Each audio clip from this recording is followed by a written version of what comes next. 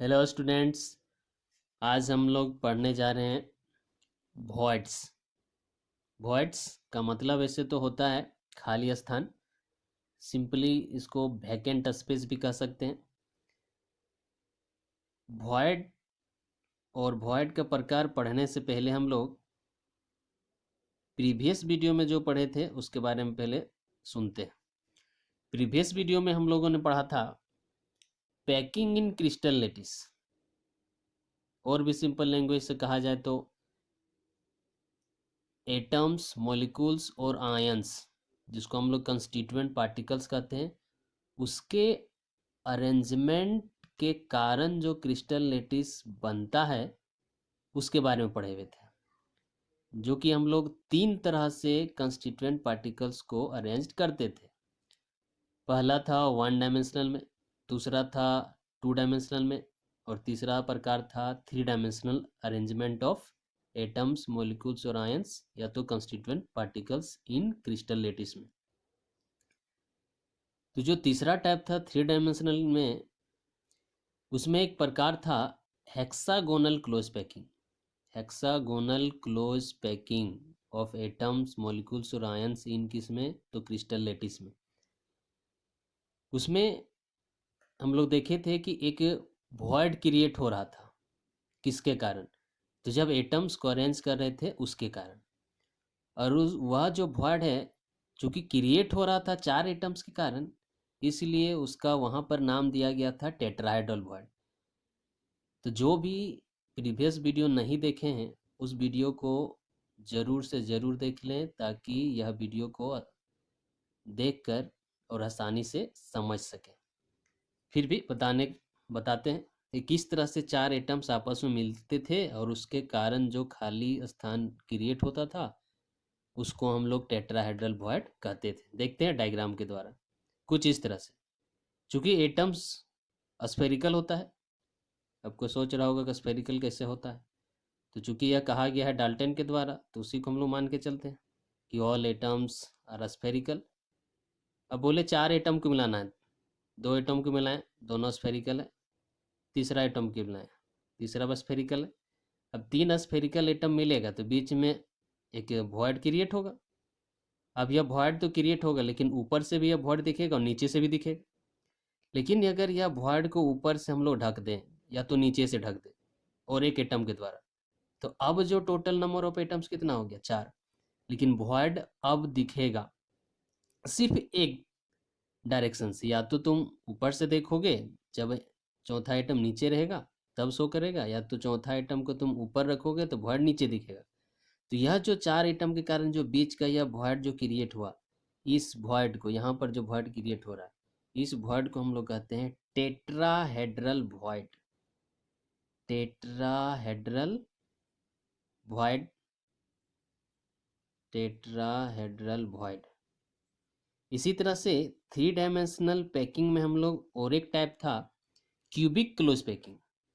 Cubic close packing में हम लोग और एक तरह का खाली स्थान क्रिएट होते हुए देखे थे, जिसका नाम था ऑक्टाहेड्रल वॉइड। Octahedral void. और जब उसका हम लोग प्रीवियस वीडियो में पढ़े थे और डायग्राम भी देखे थे, तो देखे थे कि ऑक्टाहेड्रल वॉइड बनने के लिए 6 एटम आपस में मिलता था। किस तरह से मिलता था, एक झलक डालते हैं इसमें भी। कि जब इस तरह से एटम को अरेंज किया जाता था, कुछ इस तरह से, टोटल एटम्स का अरेंजमेंट को दिखा रहे हैं। तो एटम्स को अरेंज करते हैं कुछ इस तरह से। इसके बिलो में भी हम लोग अरेंज 3 रो लेते हैं एटम्स का।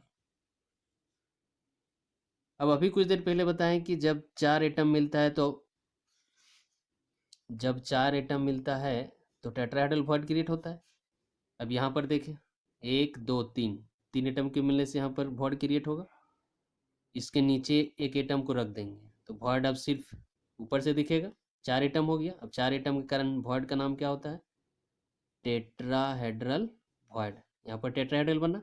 उसी तरह से यहाँ पर भी 3 एटम है, वॉइड यहाँ पर क्रिएट होगा।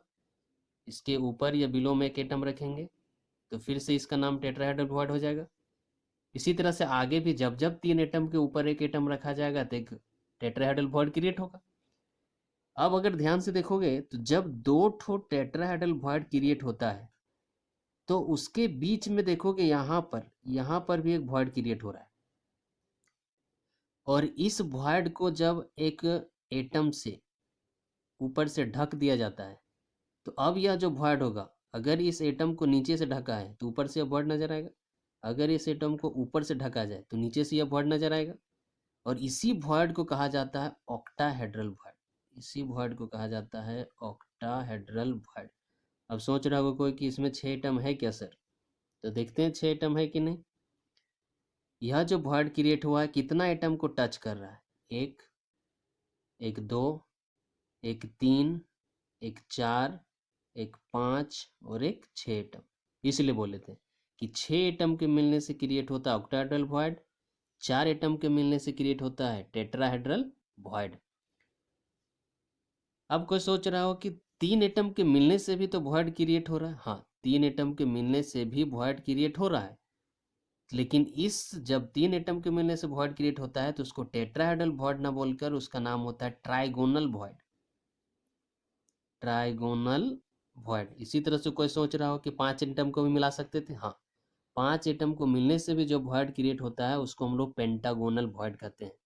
लेकिन हम लोग को जो सॉलिड स्टेट में वॉइड और टाइप्स ऑफ वॉइड पढ़ना है वह इस तरह से, पहला वॉइड किसे कहते हैं और टाइप्स ऑफ वॉइड में 2 ही पढ़ना है, एक तो टेट्राहेड्रल वॉइड और दूसरा ऑक्टाहेड्रल वॉइड। समझ गए कि वॉइड किसे कहते हैं और टेट्राहेड्रल कब क्रिएट होता है और ऑक्टाहेड्रल कब क्रिएट होता है। यह तो हो गया आपका रफ वर्क समझने के लिए। इसको नोट कॉपी में आप लोग नोट नहीं करेंगे, नोट जो करेंगे यहां से।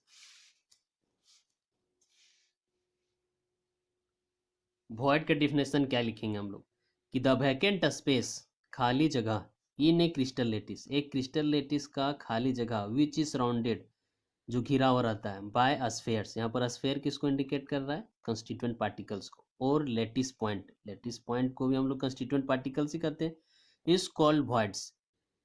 कि वैसा वैकेंट स्पेस क्रिस्टल लेटिस में जो सराउंडेड है कंस्टिट्यूएंट पार्टिकल्स के द्वारा वह कहलाता है आपका क्या, वॉइड्स, खाली जगह।